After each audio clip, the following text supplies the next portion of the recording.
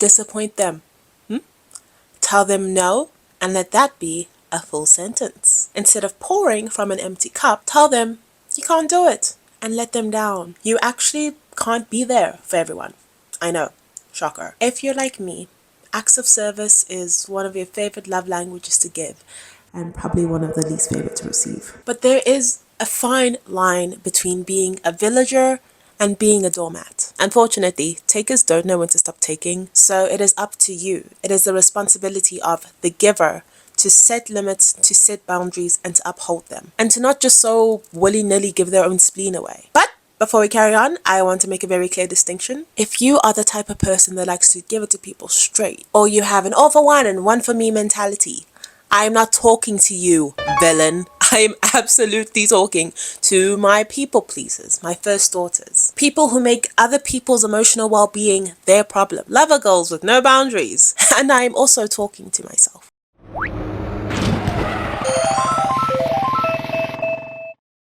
Hi, my name is Hilary and I am a recovering people pleaser. Hi, Hilary. Not to be dramatic, but people pleasing has genuinely stunted my life. People pleasing has genuinely benefited everyone else but me. Me! I'm me! So what are we even doing here, bro? There is a version of me that believes that being good means being endlessly available, always understanding, always patient, always saying yes, the reliable one, the easy one, the selfless one. And for a long time I wore that title like armor, like it was an honor to wear it, especially being easy. I liked the idea of being like easygoing. I'm not. My anxiety says otherwise. If someone needed help, I fixed it. If someone was upset, I tried my best to fix it. If someone was disappointed, I took responsibility for their feelings like it was my fault to carry. And truthfully, I thought this made me better than everyone else. But eventually I realized something fucking devastating, actually. I wasn't living my own life. I was managing everyone else's comfort. And the strange thing about people pleasing is that it doesn't look destructive from the outside.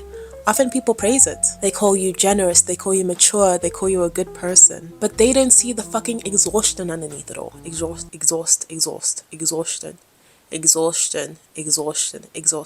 I'm exhausted. Exhaustion. What? Every single time it's your needs that get sacrificed for the benefit of the group. Ooh, that type of resentment that builds is dangerous. I really do remember that the anxiety that builds from like constantly monitoring other people's emotions. And that fear that one incorrect word or one boundary or one selfish act could make that person leave you. People pleasing really teaches you that love is earned through self-abandonment, and that's no bueno. So as a result, you become super hyper aware of everyone else. You notice like tone changes and facial expressions and delayed replies. Just tiny itty bitty shifts of energy. Oh, it's very emotionally exhausting to be responsible for everyone. And oh, guys, I'm just gonna say 3 things. 1, some people just want to be miserable. They do. They really do. They just refuse to find the good in anything. Number 2, there is no benefit in offering yourself as a sacrificial lamb just so someone's belly is fed for like 3 hours. Your sacrifice doesn't even last the entire day. They're going to be hungry by dinner. But what will last is the feeling of self-abandonment and that damage to your ego and your self-respect. Oh, and then the ruminating thoughts of like, oh, I should have just not involved myself. That will keep going for longer than a few hours, okay? So this brings us to the conversation I want to have, which, you know, I know it's taken a bit to get us here, but it's really important to figure out whatever you need to figure out to abandon the immediate people-pleasing response. And yes, I would call it a response. It's very reactive, you know? Like at some point you could become very proactive in people-pleasing. You're always offering yourself up as a sacrificial lamb, but initially it started as reactive to ensure that everyone's doing okay in the household, to ensure that, you know, no one's gonna get screamed at, you're not gonna hear any loud noises. It's a response before it becomes innate in your like nervous system. We can sit here until we're blue in the face and think about why we're like this, but I want to have a little bit more of a productive conversation. And by productive, what I really mean is, you know, it's very easy to understand why you want to appease someone, why you want to dance and jig and make sure that they're okay. That makes sense, you know. You want everyone to be comfortable and calm, and you want people to fucking chill, you know. But I think a better question that I personally want to ask is, what are you avoiding? Why are you focusing so much of your energy and attention into someone else, when all of that energy and all of that attention could be poured into yourself? For me, I was avoiding my personal life. I wasn't a fan of confronting the things that I thought were wrong with me, and so it was easier for me to put my energy and attention into other people. And then at the end of the day, I get to be frustrated and be like, I couldn't do this because I was spending all day with that person, so now I have to rot and get my rest because I didn't get to rest today. Like, it was really easy for me to it's so much easier to me to give energy to others than to give it to myself. And I don't know what that's about yet either. That's what I need therapy for. Guys, please watch and like, subscribe this video so that I can get money, so I can get a therapist. But I would offer up my finite resources, my time, my energy, sometimes even my money, and I just give it to someone else to make their lives easier. But it's my resources. You only have so many hours in the day. You only have so much energy. You only have so much money. Like, why do you have to give it to someone else? Why can't you give it to yourself? What could you possibly be gaining from exhausting yourself to the point where you don't even feel like half a person, and you look at the entity that took all of your resources and they don't even offer you a smile? What can be worse than just expelling all of your energy, all of your resources into something that doesn't even like you? Oh, let me pull back. I have an unnecessary story. So when I was younger, I think the very first time I realized that I was nice was in the 5th grade. We did one of those exercises where people would write one compliment about you and put it in like your book bag, and you got to read it at the end of the day. And you guys want to know what mine said? You can probably guess. Nice.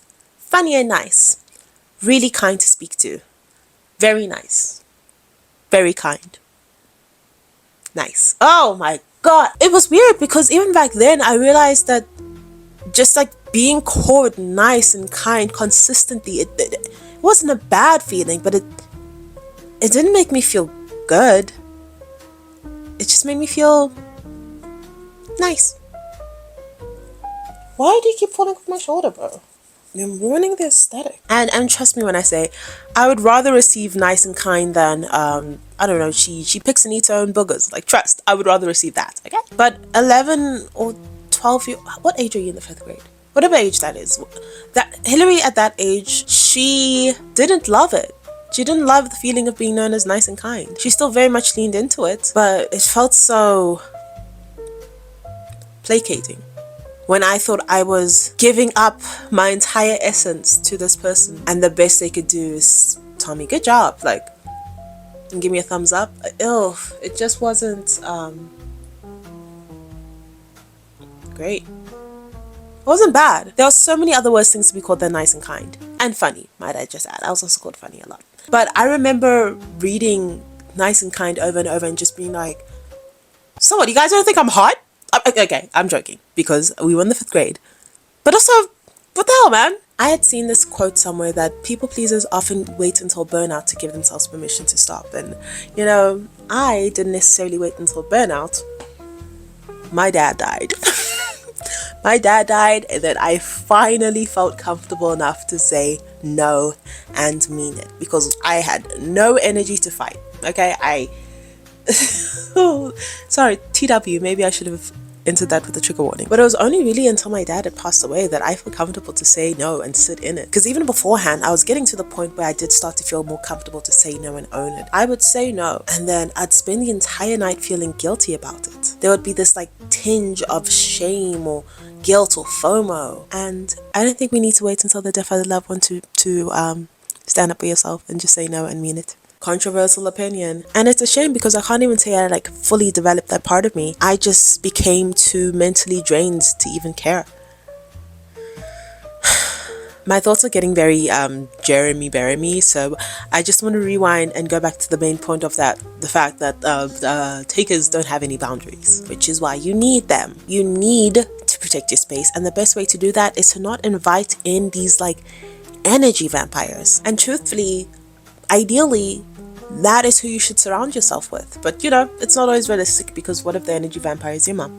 But again, that's why you need boundaries. I think people often view or phrase boundaries as cruel, selfish, inconsiderate, but they should really just be considered as clarity for what I'm willing to accept at this moment, clarity for where I think you are going a little awry, a little bit crazy. It defines who you are and what you are willing to accept, and more importantly, it defines what you will not allow. Boundaries are important so that you can remember not to abandon yourself, because lack of boundaries isn't kindness, it's self-erasure. So next time, stand up for yourself. Stand up and enforce that boundary, even if they're staring at you in anger or frustration or concern or pity, whatever. Don't think about it. Let it be awkward. Let it be weird. Let the air get thick. Because the air is always thick for you and you're able to breathe, so they'll be okay. And I want to say one more thing. Healthy relationships can survive disappointment. Unhealthy relationships crumble like a granola bar. Let people be in your life for a reason, and if not, let it be for a season. Okay guys, these quotes aren't just made out of thin air, they do mean something. And again, I am not talking to you villains. You know who you are. I think that's all I have on this topic. Also, the sun has fully set. I have no idea if I still am well lit in this video. I hope I am. So I'm gonna end the— So my battery decided to end the video for me. Isn't she just so sweet? Anyways guys, I was doing some spring cleaning yesterday and I actually found the letter I was referring to in this video. God, you can't see that. Where my classmates left like compliments about me. First of all, here I am I not so cute? The boy next to me is dressed up as Captain Underpants. Man, gorgeous. Anyways, I was reading some of the letters or some of the notes they left, and y'all, I think I'm a bit dramatic as a person. So the first one said, it's so nice because she always talks to people in a nice way, is kind, and she shares a lot. Likes to share a lot because she always shares her lunch when I forget mine. Is kind and sporty. Is helpful, is polite. Is a very good violin player. Thank you. Is kind. Is neat in her books. Likes to share and is gentle. Is honest and polite. Is very good at singing. Guys, come on. Is usually on time. That's a lie. Is generous. Is so sweet. Is caring and shares a bit. Don't know what the bit is about, but whatever. Is sensible. It's a big word for Alma. Is thoughtful because she thinks of nice stuff. Is very helpful and funny. There it is. Is an honest, gentle, and polite girl. Is a good friend. She's good at making me laugh. Plays the violin very well. Guys, maybe I shouldn't have given it up so long ago. Is really funny, period. And then must continue to work hard. That one was a little bit of a dig. But, yeah, guys. Perhaps I was a little bit dramatic with how I received this letter. I remember obviously being like, damn, just nice and kind, but this is really kind. Like, again, I'm backpedaling a little bit here now, but I just want to say that being kind and nice is like, trust me guys, there's a lot more worse things to be called. And funny, and apparently really good at the violin. Got 2 comments, come on now. You should never regret being kind to someone. And I haven't. I've yet to be like, oh, I wish I was kind of a dick there. I mean, sure, yes, some people had done me wrong, and sometimes I still, like, gave them a little bit more grace than I should have, but that's not a bad thing, and honestly, that's not a flaw. Unless you see it like that. So yeah, guys, these conversations that I'm having with you, I'm also having them with myself, since I can't afford a therapist, you know what I mean? I may backpedal, I may go left and right about my thoughts, I just am still figuring them out. And looking over this letter made me just realize, like, I'm really fucking funny. Okay, that is the end of this video, and I'm really good at playing the violin, apparently. Okay, I haven't played in like 6 years. I wish. I haven't played since the 6th grade, so that is... wow, that's like 15 years ago. That's 18 years ago.